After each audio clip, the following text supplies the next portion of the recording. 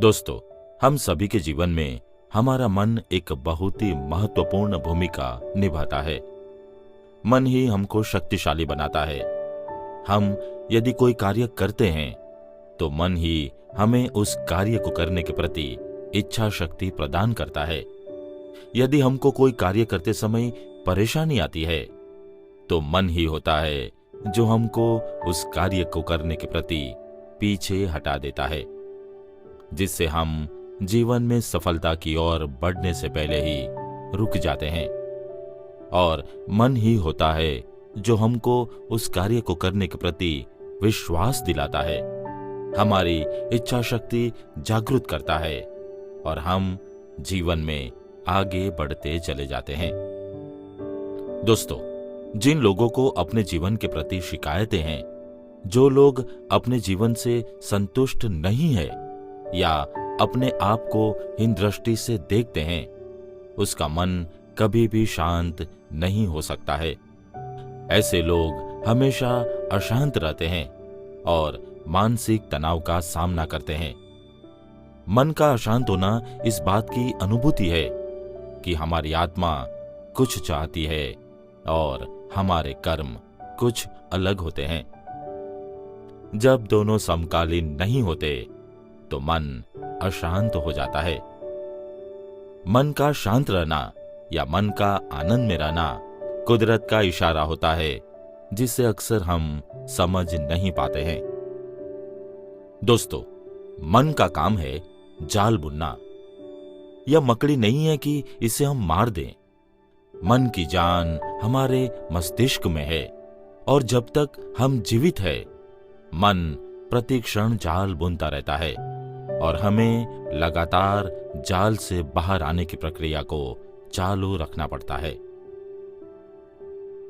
दोस्तों, मनुष्य अपना पूरा जीवन दुखों और कष्ट देने वाले बंधनों को दूर करने की कोशिश में लगा देता है।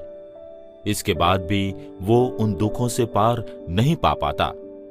आचार्य चाणक्य ने चाणक्य नीति की किताब में एक श्लोक के माध्यम से दुखों के कारण का वर्णन किया है। बंधन्य विषया संगः मुक्तये निर्विषयम मनः मन एव मनुष्याणाम कारणम बंध मोक्षयोः। अर्थात बुराइयों में मन को लगाना ही बंधन है और इनसे मन को हटा लेना ही मोक्ष का मार्ग दिखाता है। इस प्रकार यह मन ही बंधन या मोक्ष देने वाला है। दोस्तों, चाणक्य नीति के इस श्लोक में आचार्य ने मन को समस्त बंधनों और दुखों का एकमात्र कारण माना है। वो कहते हैं कि मोक्ष प्राप्ति के लिए ही भगवान जीवात्मा को मानव जीवन प्रदान करते हैं, लेकिन मनुष्य जीवन पाकर काम, क्रोध, लोभ और मोह आदि में लिप्त हो जाता है। इससे मनुष्य अपने वास्तविक लक्ष्य की ओर से भटक जाता है। इन सब का कारण मन है।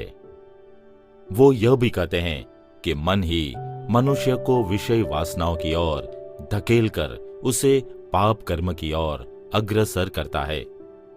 मन के वश में रहने वाला मानव जीवन और मौत के चक्र से कभी मुक्त नहीं हो सकता। दोस्तों, वास्तव में यह बात पूरी तरह सत्य है कि जिसने मन जीता उसने जग जीता। हम यदि इस पूरी दुनिया में कुछ करना चाहते हैं, नाम कमाना चाहते हैं, सफलता अर्जित करना चाहते हैं, तो सबसे पहले हमको जग जीतने से पहले मन को जीतना चाहिए, क्योंकि मन ही होता है जो एक इंसान को गरीब और दूसरे को अमीर बना देता है।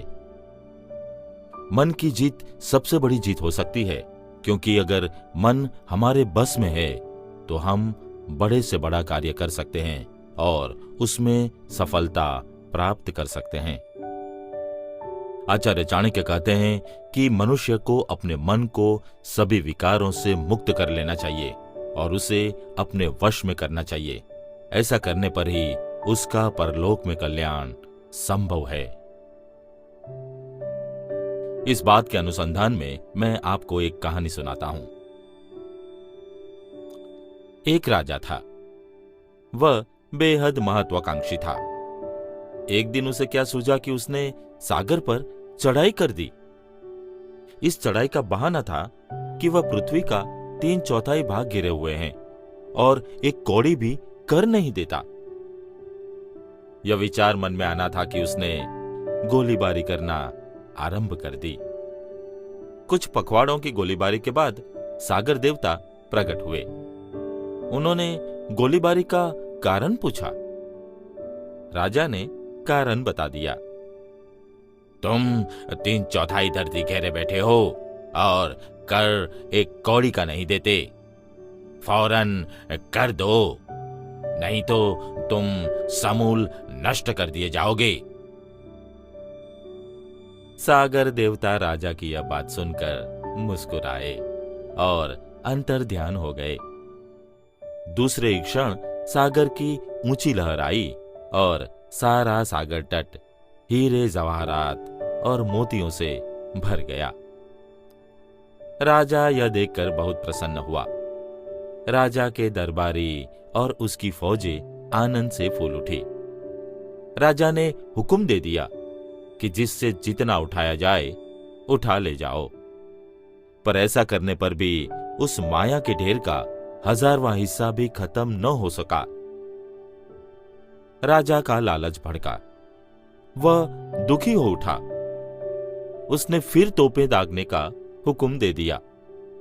पखवाड़ों की गोलीबारी के बाद सागर देवता फिर प्रकट हुए। वह राजा से बोले, अब क्या चाहिए? राजा बोले, इसको लाद कर घर ले जाने के लिए सवारी चाहिए। यह सुनकर देवता अंतर्ध्यान हो गए। दूसरे ही क्षण सागर की एक छोटी सी लहर आई और लंबे प्याले के आकार की आदमी की एक खोपड़ी छोड़ गई। राजा पहले तो बहुत बिगड़ा, पर किसी तरह मन को काबू में करके उसने अपने सेनापति को हुक्म दे दिया, इस खोपड़ी में खजाना भर दो।